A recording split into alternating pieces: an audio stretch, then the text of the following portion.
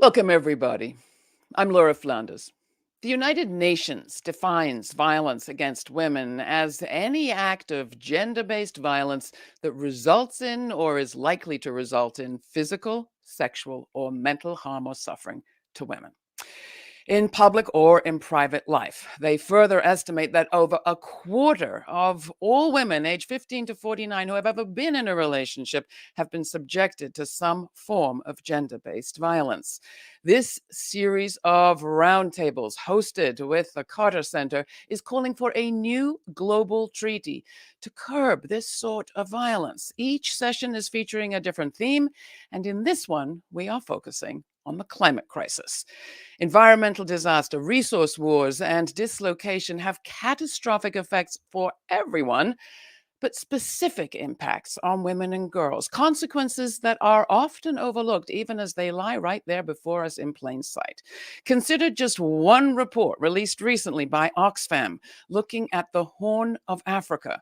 Oxfam estimates that one person is dying of hunger every 48 seconds from a drought made worse by war and climate change. With food, grain, herds, and human health now teetering on the brink, children, pregnant mothers, and the elderly are dying first. But what about the living? The crisis is also exacerbating existing violence by partners and non-partners alike and leading to new forms of gender-based violence. And that's just one part of our planet right now. Today, we are going to look at this situation more closely and make the case for comprehensive, decisive international action in the form of a treaty to stop violence against women. The panelists who are joining us today are experts and frontline activists with years of experience, not just addressing and describing the problem, but helping women, and especially women and girls, to confront it.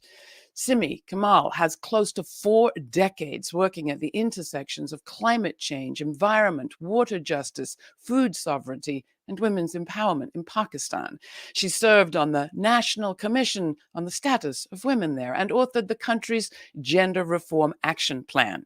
Simi joined Every Woman's Working Group in 2014. Lippi Rahman looks at especially vulnerable women and their access to and control of land and bodies of water. Her organization, Badabon Sangho, works with women, particularly women experiencing disproportionate vulnerability, as they fight for access to property and water and for migrant workers' rights. She's joining us from Bangladesh.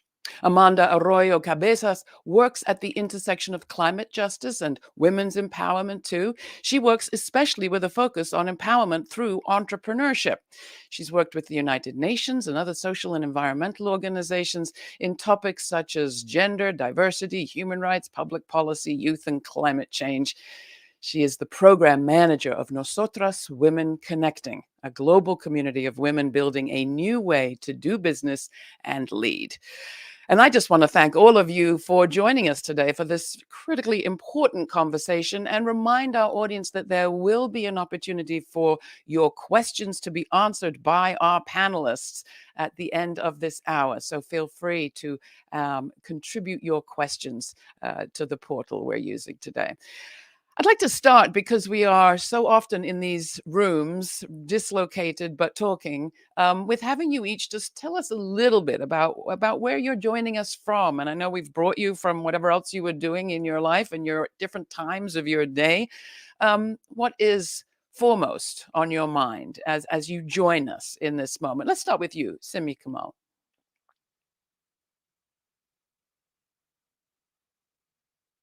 And we'll need to bring up your microphone. Hi. Did you hear me now? Yes, perfectly. Okay. Hello, everybody. I'm speaking to you from Karachi, the southern part of Pakistan, where we are currently experiencing a horrific heat wave. And this is the second year running that we have that. And that's pointing towards what is more to come. A lot of what we expected would happen another decade or two from now is already happening. So when I come here, I'm thinking with all these huge changes that I'm personally experiencing today, and all of you are as well, what does that mean for gender based violence? Does it mean it'll get worse? If it gets worse, Are we ready for it? I'm afraid we are not. I'll Mm. stop there for now. Thank you. And what about you, Lipi Raman? Where are we finding you, and what is top of your mind as we speak? Yes, hello everyone. Thank you, Laura. I'm Lipi Raman from Bangladesh. I'm from southwestern part of Bangladesh that is called Bagirhat, Rampal, and it is also like Simi. It is the heat wave is going on, and I'm also sweating now because my I had to turn off my fan. And yes, the gender-based violence and climate change is a big issue here, and also as I'm working for the land and property rights of women, it's related with climate change and its impact on women, on violence against women. And I hope that I will be able to talk about it, that how is women's lives are impacted by the climate change. Thank you from my side. And Amanda, you're joining us from Costa Rica, as I understand it. Yes, hello Who are you everyone. thinking about? Thank you so much for joining today's forum. Well, I'm at Costa Rica right now, and what's crossing my mind right now is that we're supposed to be in summer, and it just started beginning to rain very heavily here. So climate change effects I'm looking at right now. So this is something I'm very worried about, and I know how much it can affect women. So I'm very excited to talk about this today. So let's put some sort of flesh on the bones of the story. Coming to you, just coming back to you, Simi, you said, you're looking at a drought. You're looking at a crisis. Can you talk about what that actually looks like to you? What it means? I think you actually said also flooding. Like, what does that mean to the people around you? What would we see if we were walking your streets and fields today? Okay, if you were to walk around in Karachi, which is the world's seventh largest city, what you would see right now is that you could actually see the heat coming up from the concrete. Okay, because we have destroyed whatever little green cover we had, and whatever indigenous trees we had and indigenous vegetation, we are trying to replace it with plants from other parts of the world that are entirely unsuited for this area. They use up the little water we have. This is a very arid land. So if you would walk around the city, you don't see a lot of homeless people here, fortunately, and because of the philanthropy that happens, people don't go hungry. But nonetheless, what you will see are old people who are really suffering. People are getting sick, and the hospitals are absolutely full of people with heat strokes and similar ailments. Karachi and Pakistan as a whole is a climate change hotspot. And given this situation, and given the poverty in parts of my country, large parts of my country, the whole effect is exacerbated. And then the impact of that is felt mostly by women. There is feminization of poverty on the one hand, and then when floods happen, when droughts happen, and when populations are displaced, when there are earthquakes or there are other very catastrophic events, they get pushed into cities or they get pushed into camps. And where there isn't the protection of men, especially in families where the men are lost, then those women and girls are very vulnerable. I have seen this in all the catastrophic events where I've been part of emergency relief. That not only are the women sidelined, that's one angle, but they are actually on the receiving end of the perpetration of crimes, which may be rape, harassment, even murder, because it is felt by largely the men that the laws that exist here are not sufficient to criminalize what they do or to hold them accountable in this emergency situation where people's attention is much more on food and water and keeping and on shelter and on medical supplies. So I'm in I'm this sh I'm sure situation, if we could see you, Lippy, in this moment, you would be nodding in agreement, relating to some of what you're yeah. hearing here. Is there anything you would add to the picture specifically from Bangladesh, Lippy?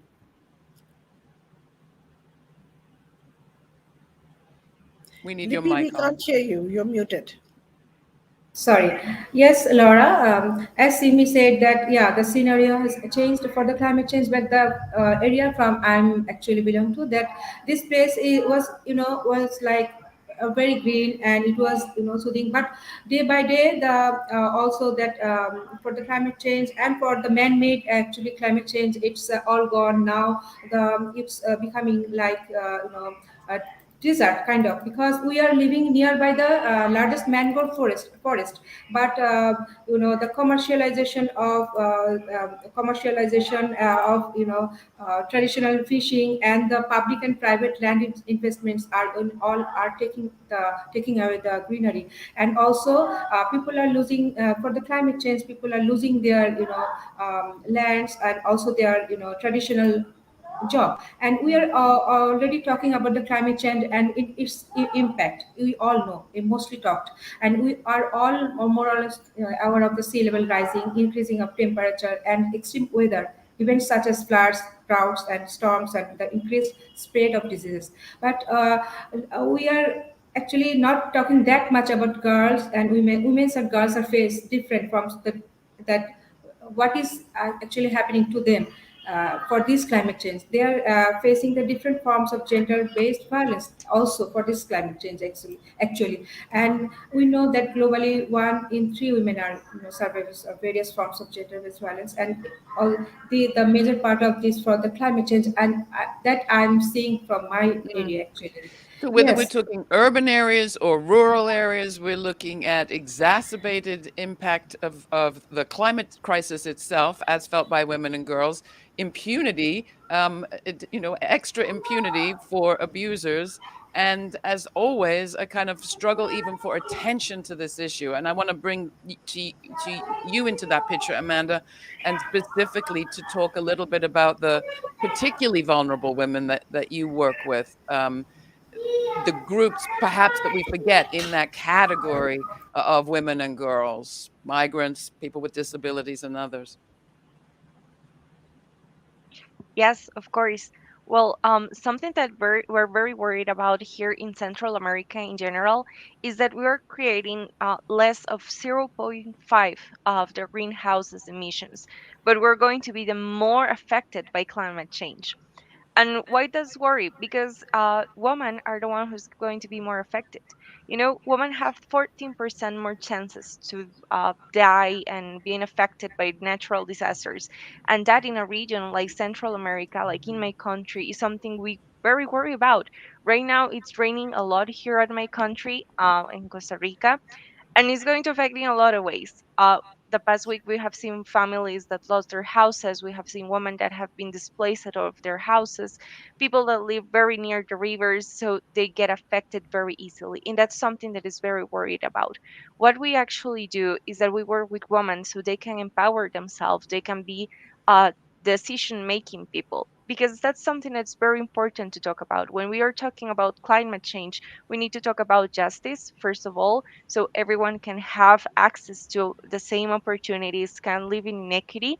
But also, we need to talk about women in decision making positions, because it's vital to have persons that believe in science, that believe in climate change, that believe in gender issues, and that actually work for this. So, this is what we're actually focused on. We know the effects of climate change are already here. We're seeing them, we live with them every single day, and we're trying to act to contrast them in any way we can.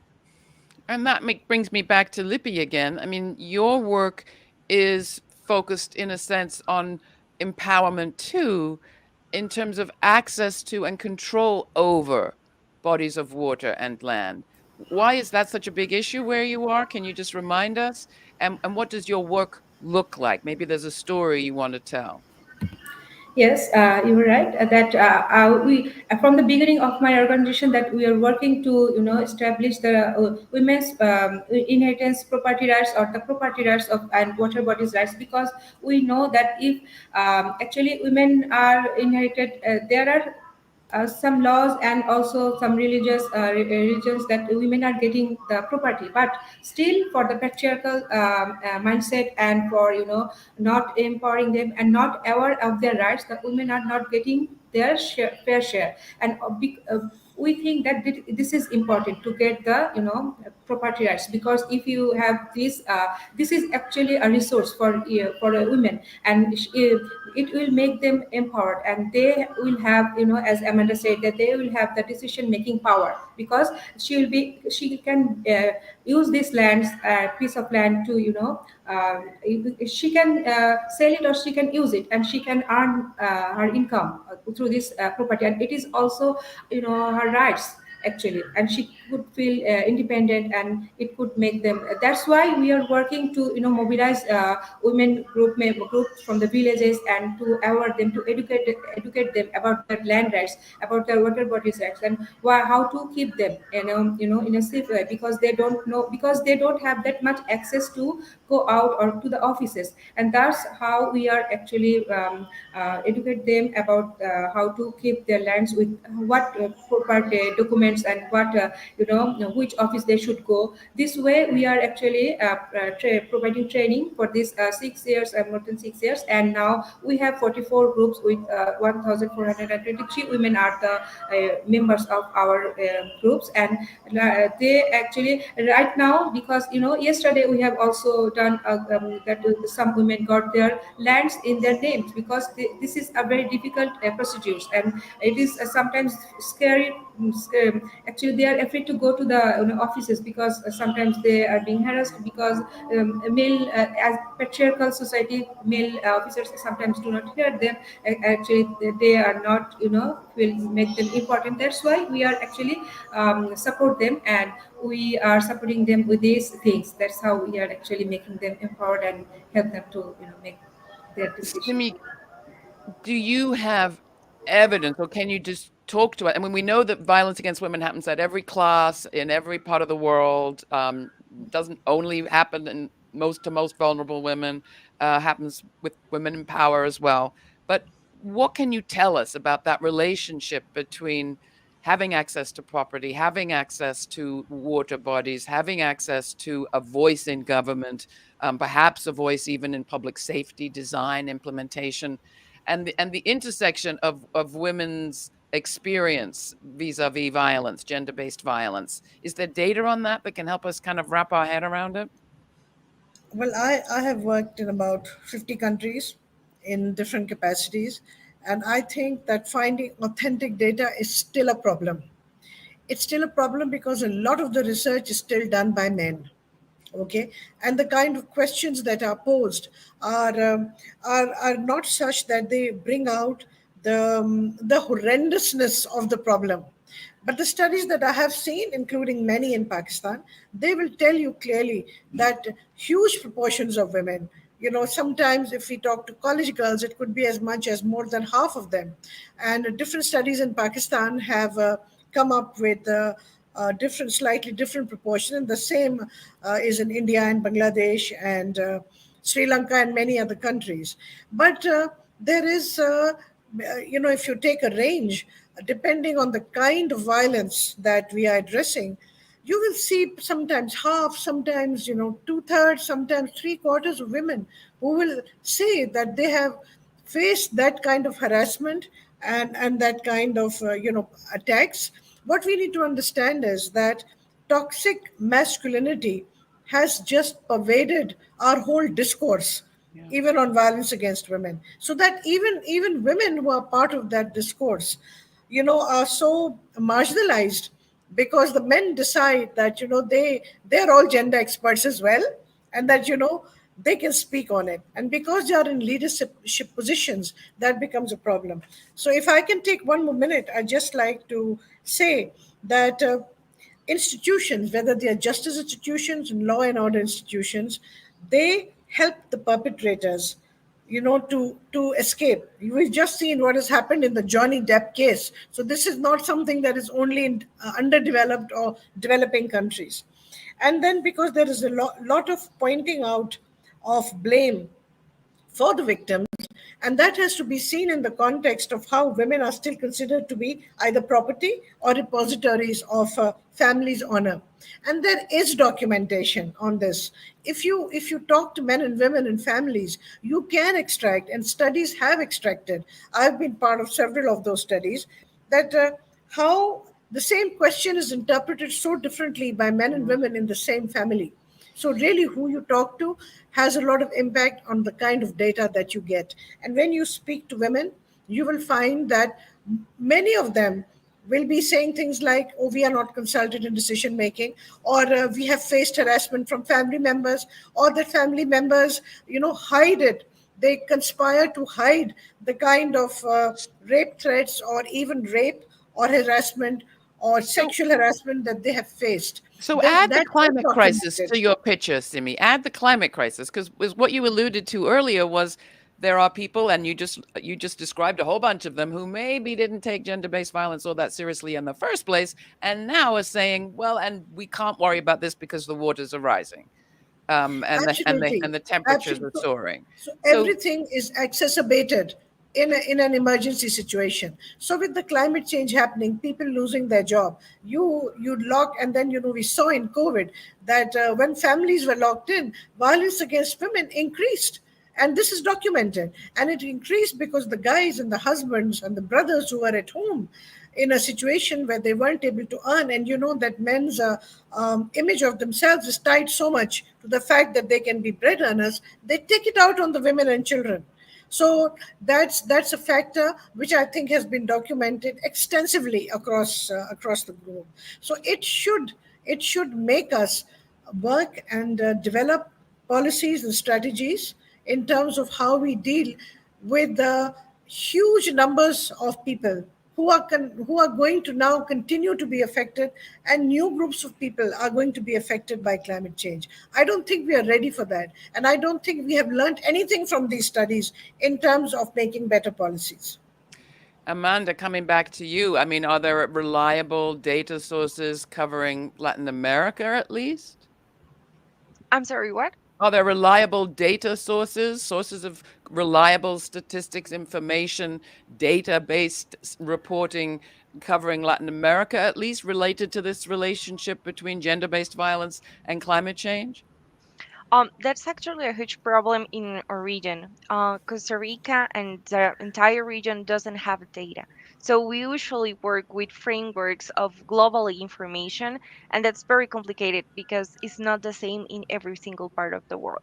So we know in the region, if you're between 25 and 34 years old, it's more likely you're going to be on poverty, and of course, that's going to affect you in climate change. And this data, I'm just saying, it only applies to women.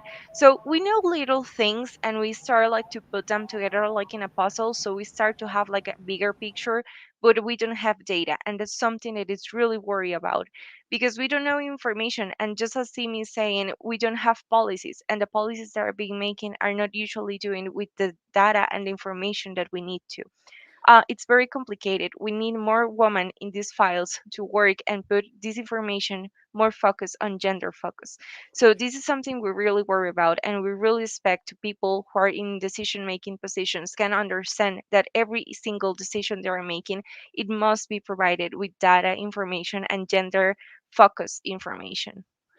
And I fear I know the answer to this question, but at this very same period, the powerful oil, gas, and energy companies that have helped to warm the planet are getting richer during the pandemic and in this moment of transition and war.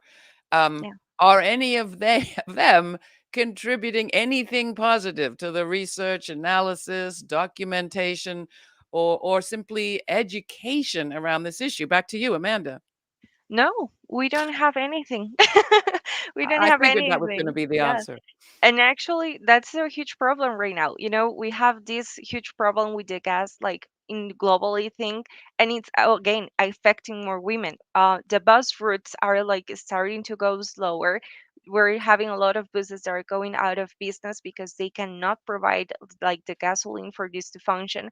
And women are starting to have to walk miles and miles and miles to get to their works, to get to their places, and it's very complicated because this is something that is truly affecting and no one is doing anything. And here in Costa Rica, the oil companies are just not even like saying anything, they're not providing anything, and it's very infuriating.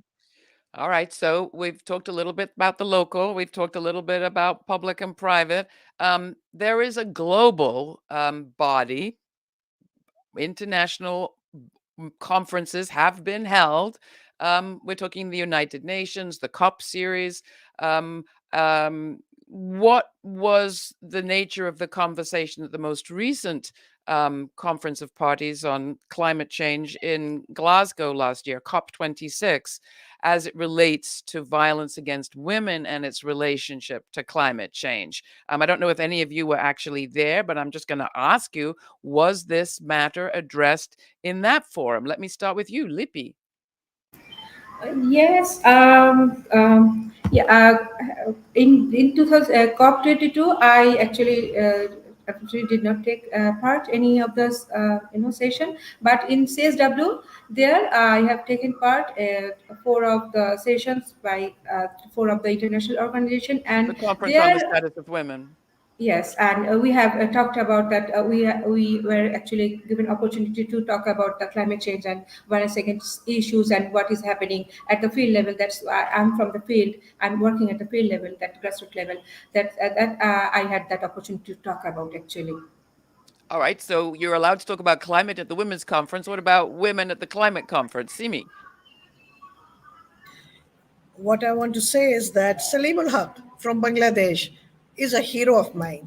Okay, because he has been going on and he's attended every COP that's happened, and he's been going on and on about the loss and damage fund and compensation to those countries who have not contributed to global warming, but are very much impacted.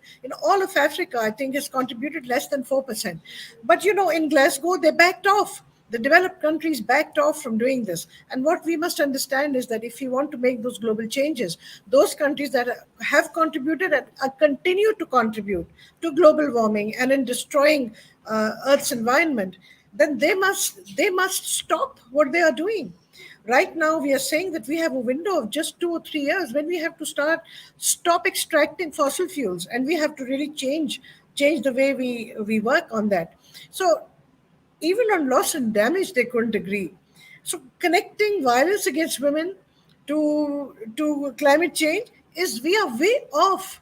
I don't think that was addressed. I wasn't there, so I'm sure it was addressed on the margins, and there were a lot of people who were protesting, and they brought up these things. But in Egypt, when it's going to happen, the loss and damage fund is going to come up again, and I think that within that we need to do gender mainstreaming within the idea of the loss and damage fund, because it is women who have borne the brunt. They are the ones who are responsible for food and livelihood security of food, water, and livelihood security of the home. And they are the ones who look after old people and children. And they are the ones who have to really work the asses off, excuse me, to keep that economy going. And nobody's talking to them. And I think the only way for us to address this is to build women's leadership in the sector so that women can bring up these causes. Because if we depend on men to do so, they are not going to do so, because So, they do not believe in this. They do not wish to believe in this. so let me ask you, Victim while we're blaming talking is about much easier. causes, Simi, sticking Sorry? with you, while we're talking about causes, and I hope this isn't Yeah. taking us off topic, but we've talked about how climate change, climate crisis is exacerbating violence against women and girls. Is there a root cause that is common?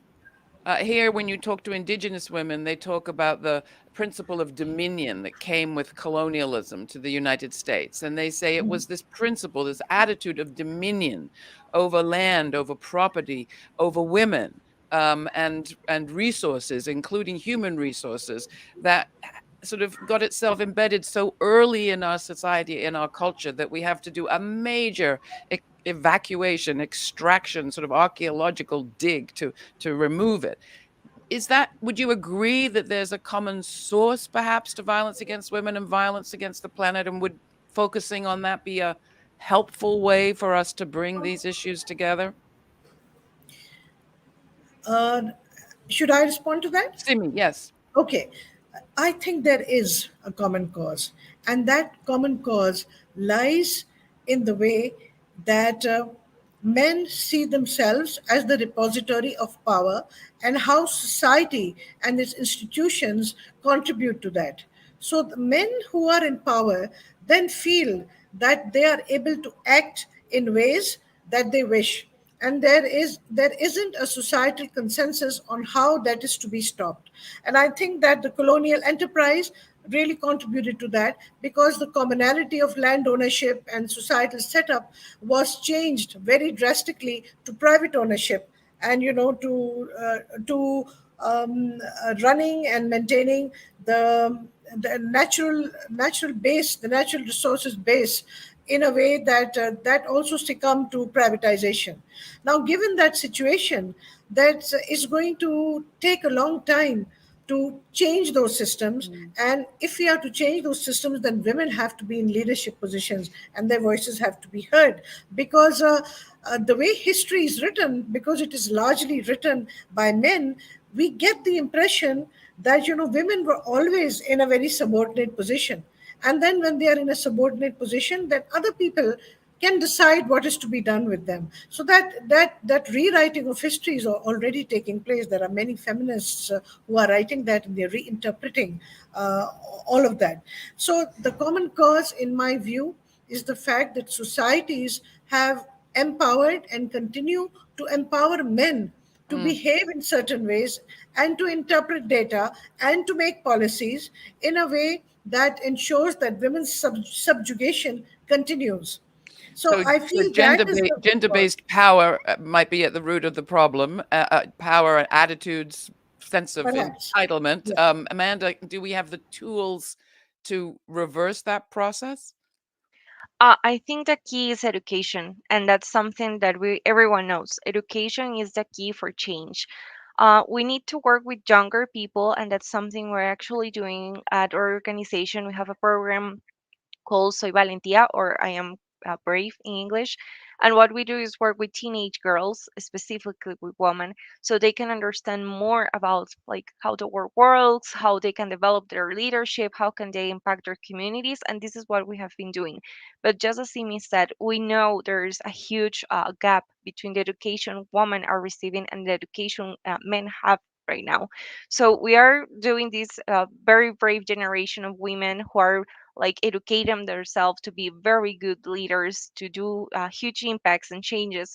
And we're not doing like a bit the same with men, talking about toxic masculinities, how they can have like a wider approach about gender issues, how violence also affects them, and all these little things. So what we are seeing is that we're having like this conflict between all these women, all these teenagers, in my case for the organization, having like this encounter with men of their same ages who are still very sexist. So they are ready to take leadership roles, they're ready to change their communities, and they find these people, all these men, and they're like, no, you cannot do Mm. this because you're a woman, you're a Mm. young woman.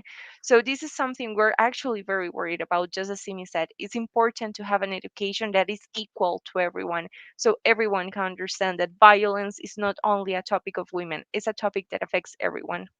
So that takes me to your work, Lippy. You described the many groups that you work with and the level at which you work, very locally, very face to face, human to human. Can you just describe a project that you're particularly proud of and its impact, and did it have any impact on the men in the society in a positive way? Yes, Laura, there are some, because we are engaging, as Amanda and Simi says, that the mindset of the, I'm again and again saying the patriarchal mindset is the one cause. Yes, we are engaging men and boys too in our work.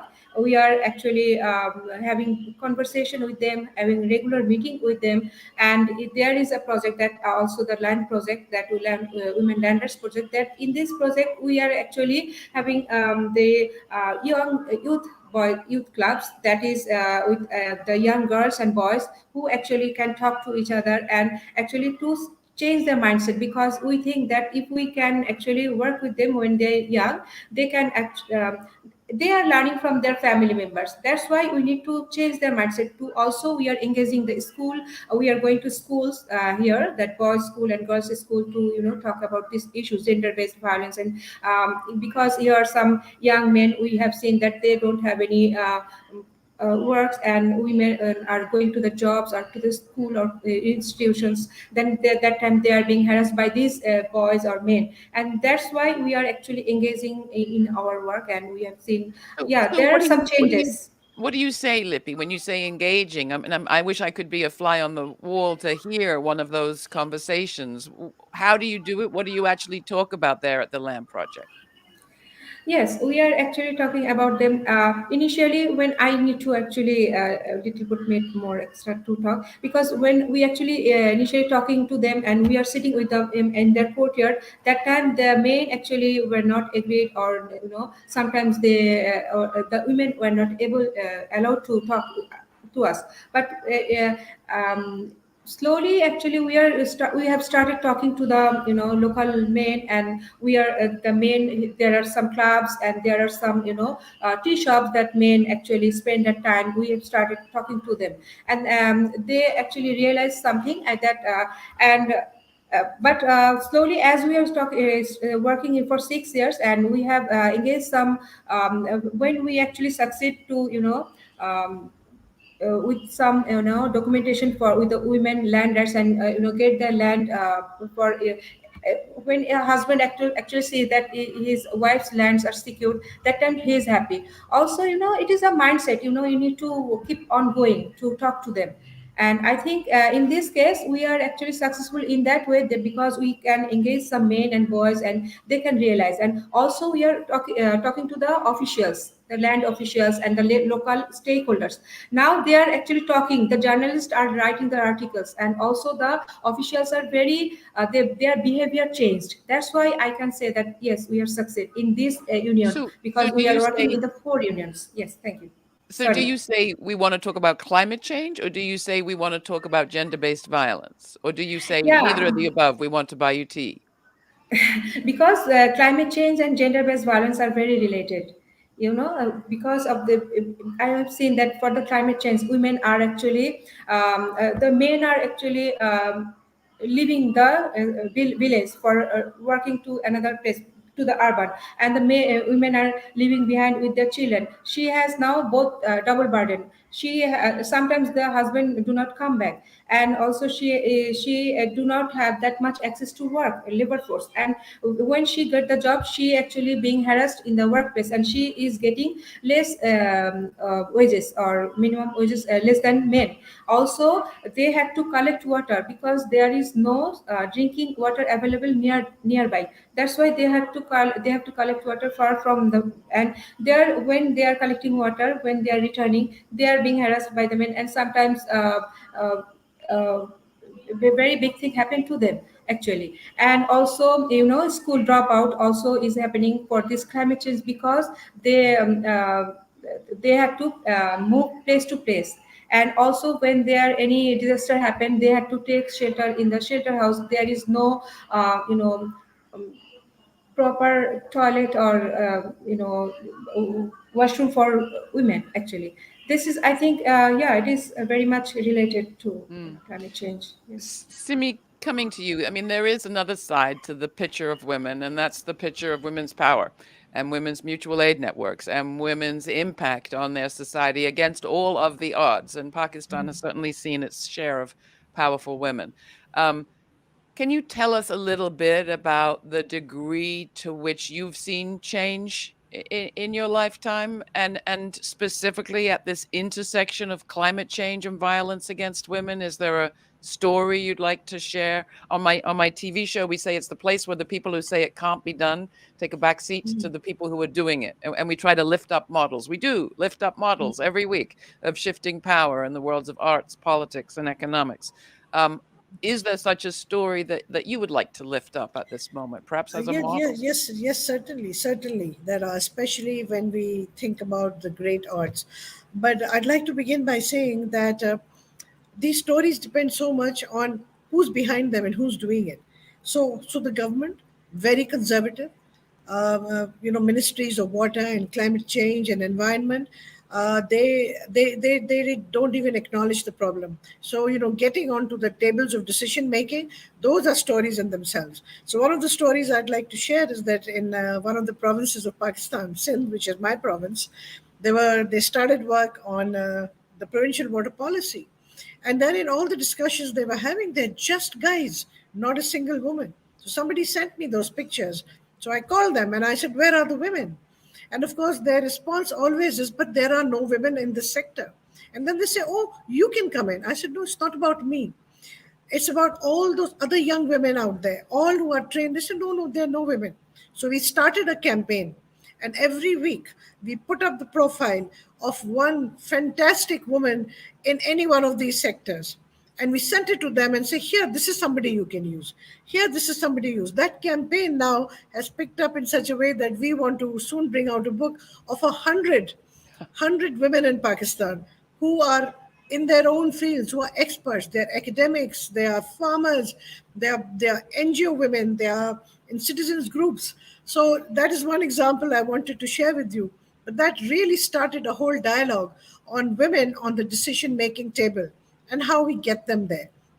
Now, I just want to add that if there's a donor funded project, then all these boxes have to be ticked. Okay, so there appears to be much more happening on gender mainstreaming in these sectors, and also looking at violence and gender based violence. Then, if it's the corporate CSR, they want to stay away from what they call politics, and they're interested in greenwashing. So they don't even acknowledge that this problem of gender based violence exists in these sectors. Then you go to local philanthropy. The local philanthropy, they want to do specific things like helping the orphans and the widows, and providing food and maybe water. But they don't want to acknowledge that this, they don't acknowledge it. Then if you go to citizens groups, now citizens groups all over the world are active in these areas, but they are usually very poorly resourced. Okay, so their impact is limited. So how do we increase impact? That's what we want to see. Mm. Projects and programs and initiatives that will help women get into leadership position, and therefore will show a change. Because if we are saying we want to change policies and strategies, we won't do it until women are there, at least 50% of people who are making decisions or more. And we have Would seen in COVID how those countries and areas that were led by women, how that was different. And we also know that the first country to have half of parliamentarians that were women was an African country, and that countries like Pakistan, through reserved seats, was able to get something like 19-20% women long before some of the other developed countries did. And you're very right in saying, Laura, that some of these countries have had very powerful women. Why? Because until you get there, until you have that, you can't bring about. Look at mm, Benazir Bhutto, look at Indira Gandhi, look at Mrs. Bandra Naike, and look at the two strong ladies in Bangladesh. So this is, again, I'm saying it again, get women onto leadership positions, and then you'll see the change happening. Liberia, Rwanda, would an international treaty help? Simi. 100%. Because if you look at CEDAW, even though CEDAW had limited impact in many The countries, the Convention fact on that the CEDAW was there. Elimination of Violence Against Women. Hello? I'm just spelling it out. The Convention on the Elimination of Discrimination Against Women, right? That's true. That CEDAW. does not, that CEDAW does not really address violence in a major way. But it was a great success at that time. And when countries signed up to that, activist groups like in countries like mine and many others, we had a stick with which to beat our governments and to say, okay, now you signed up for this. Are your laws in conformity, etc., etc.? So I think having an international treaty, I'm all for it. I've worked for this treaty since I connected with it, and I really believe that this is something that we can do in a major way. Amanda, would a treaty help your situation? And we also want to mention that we are taking questions, folks. So if you have questions, just post them there, I think in the YouTube chat or wherever else you've been invited to post them, and we will bring them to the attention of our panelists in about 8 minutes. Amanda. Yes, totally. A new treaty will help a lot. We have here in our region, we have the CEDAW and we have Belém do Pará, and they're amazing. They have worked a lot, but it's time to have a new treaty. And it's very important to have this. And this process has been led by women who are incredibly amazing.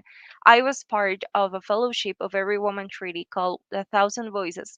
When I met amazing activists, I understood the importance of this process, and of course, it made me realize that a new global treaty is more urgent than ever. We need to work collectively, like as a completely union. The climate change is something that's affecting us globally, and it's the same with violence. We need to work together. We cannot be working from sector and regions and countries. We need to start working more collectively. So yes, a global treaty will help 1000%. Talk a bit about why you care about this so much, Amanda. What is this to you personally? About gender violence and climate change, both of Yeah. them. Yeah. Well, um, my country could basically disappear. But it's basically that, you know. When I talk about climate change, I understand many parts of my country, places I was raising on, could completely disappear because of the ocean rising right now. I understand and see how it's affecting farmers. I see how it's affecting a lot of regions. It's predicted that next year the people who are producing coffee are going to be like hugely affected by climate change. So I really care about this because I'm living it every single day. I wake up and I see how climate change is affecting my country, and I see how terrible it's become. And about gender violence, I do it because it's the same. Every day I wake up and I see how it's affecting me personally and my family and my friends and all the women in my life. I know this is going through like my skin per se and somehow, and it's sad because I never saw anyone doing anything, and it was time to step up and be like, no, we have to take action on this. We have to start working on this. That's why I start working with climate change issues. That's why I start with gender issues, because it was time to do something, and I felt I needed to step up and be like, okay, I need to be part of a change to this. And Lippy, thank you for that. The same question for you, Lippy. How did you start doing this work and why? Why you? Why this work? Yes, because I have when I actually visited the field and the village, actually, yeah, I've seen my own eyes that how things are changing, how climate change are impact the people's lives, and especially to the women's lives, and how they are suffering. Because when I used to go to the villages, that the places I have seen that now this year, we are having the worst floods, and it is for the climate change, and I have seen that people are losing their homes for the river erosion, and people are becoming displaced, and women are having sufferings a lot, and also who are yes, the elderly women I have seen, and they are actually how that we are actually losing our producing that the rice and the other staple food that we used to do. Now we actually I can see the difference when I cannot express myself in that way, that I'm not that fluent in English, but when I see that it is changing every day in front of my eyes, that's why I think that it's very needed to work now. And Bangladesh is the seventh highest risk in the country, that we are actually the climate impact is very dangerous. We are in a very dangerous situation because sea level are rising, river erosion is happening, and also the flooding, and lots of things are happening, and people's lives are miserable. And also as I'm working with the women rights issues and girls rights, that I'm seeing this, that how this is actually being worse in their lives and how they are suffering. Yeah, that's right. Simi, we have you back. Why you? Why this work? Why is this personal for you? I joined the women's movement in Pakistan when I was a teenager. And the 1980s was a time when the women's movement, stood up against a dictator, and then that also seeped into the democracy movement. So it was a really important defining moment in Pakistan's history. So, that continued. And I'm a geographer. So obviously, concerns with water, environment, climate change is part of what I do. And then a lot of focus on poverty alleviation. So I have worked in all these sectors together.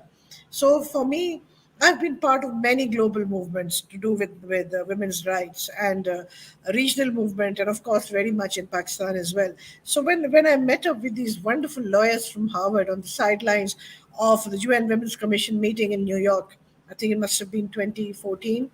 So I just loved what they were going to do. So I just joined up with them, and quite apart from working on defining gender violence, we took a year or two to do that. I was one of the leads on that. I also co-chaired the steering committee for many years. The steering committee is now wound up, because there is now a more formal structure with a board and everything. And now, of course, I'm part of the coalition in South Asia, and we are trying to get countries to sign up to this and to take it to the UN and vote, etc. So, it is very personal because everywhere around me, I can see what is going on. It's with friends, it's with people around me, it's communities I work with, it's people in my office. This is just endless. And even my daughter, who's now 29, is also a huge advocate. So are my sons. It's personal because I tried to bring them up in exactly the same way, which is a tough call in everywhere, I guess. So yes, I take it very personally. I'm very passionate. I'm out on the streets when I have to be. I negotiate with government people when I have to do that. And like Amanda and Lippy, I believe that we have to engage at all levels at the same time. So you do what you have to do with communities, you work in the middle, and you keep banging the doors of the government, because eventually the governments have to take it to scale, which means that the laws have to be brought up to date as much as they can. And I've been lucky because I've had a chance to, have hugely funded programs that I was able to lead and put the funds where they needed to go, whether it's women's shelters, whether it's commissions on human rights and on water and on women's rights. So I guess it has to be personal. We have to really feel it, and we have to feel the passion if we want to make the change, because then we won't be put off by all the people pushing you back. Yeah. That just inspire us to do more. And if we look at climate change and we're seeing it, as I started by saying, we're in the middle of a heat wave, everything is going to multiply. So our efforts have to multiply that many times in order to, assist women and help them to cope with the mountain of abuse and harassment that's going to come their way in It's a this. lot. And that's one of the questions coming from YouTube to you, Amanda. Given how huge the challenge seems to be, the question is, how do you think that women can protect the climate and their own environment there in Latin America? Mhm. I think this can be answered in three parts. First of all, we have to take action in our communities or in groups we feel very related to. We need to understand what's going on in our community, if something is happening and we need it to change immediately. After that, we need to take pressure to our representatives in political positions. We have to go and ask them to start making laws and projects in order to protect our environments. And lastly, especially this in Latin America, is very urgent and important. We need to ask every single country to be added to that agreement of Escazú to protect the people who are activists for the environment. This is completely urgent. In our region, the activists of environment are dying and being killed. So we need this agreement to be protected about any kind of injustice of treatment and anything that can be done to anyone who's trying to protect the environment. So definitely join your To community, start just lay making that out impact. for our audience just a little bit more if they're not familiar. They may have heard of the assassination of Berta Cáceres, may be somewhat aware of the onslaught of violence, especially facing women leaders, indigenous women leaders on the climate front. What is the agreement, and what can we perhaps in the United States do to raise its impact? Okay, the agreement is called Escazú Agreement. Is an agreement that is made to protect people who are taking care of the environment. It's basically the summary. What we can do to join this movement, first of all, ask the governments to join this agreement is very urgent. This is very similar to the Paris Agreement, but it's only dedicated for people who are taking care of the environment. So we need to take action and be calling our representatives and asking, do you already saw this? Do you already read it? How can we join?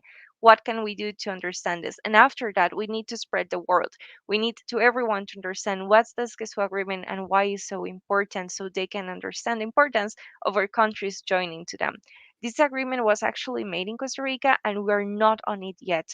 And this is something that's very conflicted to everyone because here in Costa Rica, people are dying protecting our environment, and we don't have any kind of law or any kind of international agreement that can protect us from this. So that goes back to the question of impunity and the difference international law could make if it was brought to the local level and implemented, or at least used as a point of leverage for local organizations. Is there such a movement where you are, Lipi, in Bangladesh? And what are some of the dangers that your activists are facing specifically related to this? Are they at increased risk of violence?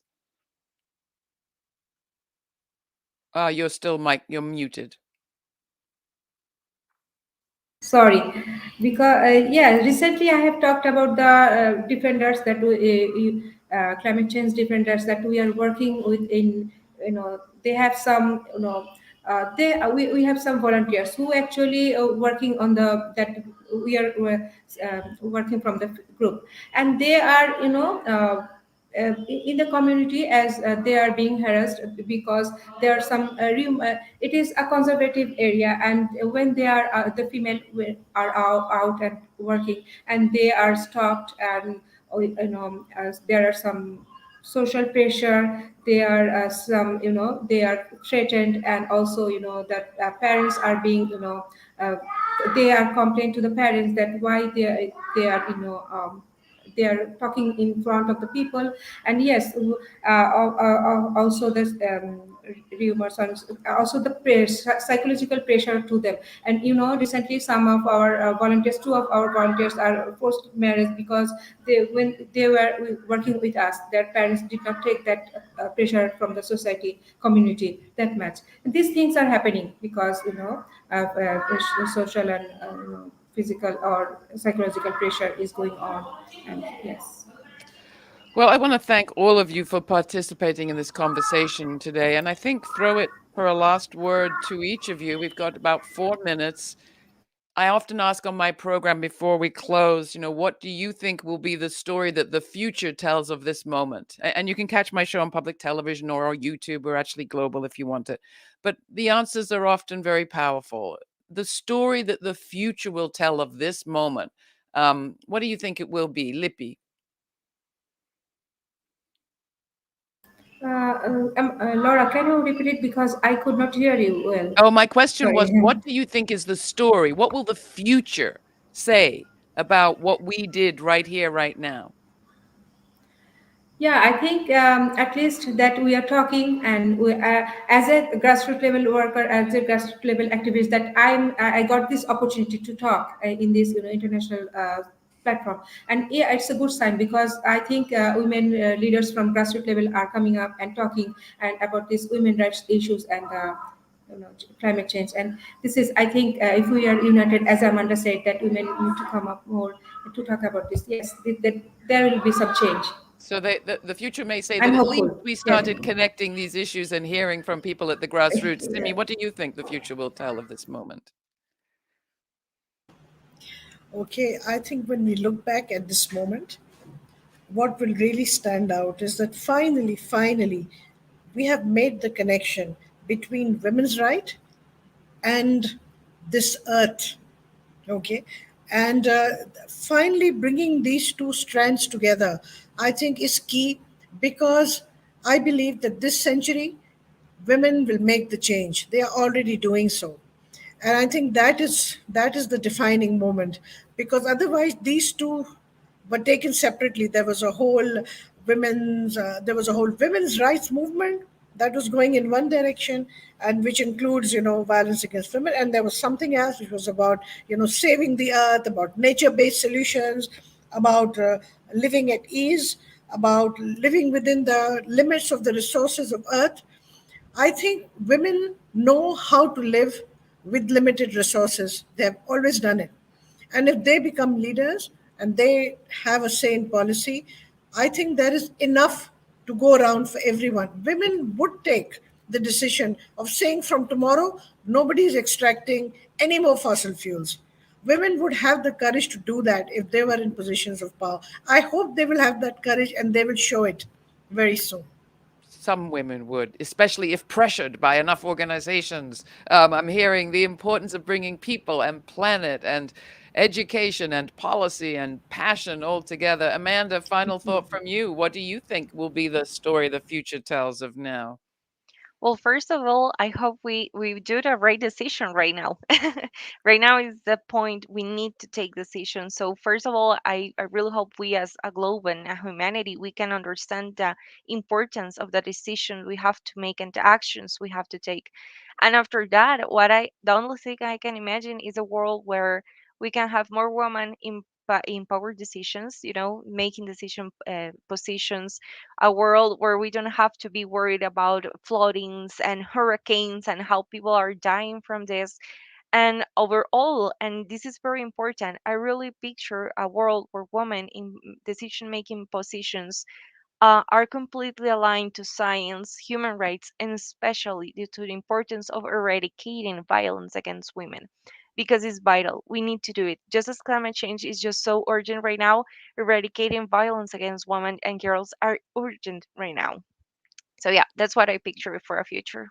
Thank you so much. So I want to just send a huge appreciation again to the organizers of today's roundtable and remind you that it is part of a series being co-hosted by the Every Woman Treaty and the Carter Center. And today we heard just there from Amanda Arroyo Cabezas and before her from Simi Kamal and Lippi Rahman. I'm Laura Flanders from the Laura Flanders Show. Thank you so much for joining us, for your questions, and may the conversation keep going. If we don't take seriously violence against women, us, and people like us, how are we ever going to take seriously the violence against our precious planet? And if we don't take that seriously, we ain't none of us going to be here for the next roundtable series like this. So thank you so much, all of you. We really appreciate your participation today. And for some of you now, you get to go to bed. For the rest of us, we have a day of work ahead of us. Thank you. Appreciate it. Thank you so Thank much, you, Laura. Laura. Yes. Yes, good.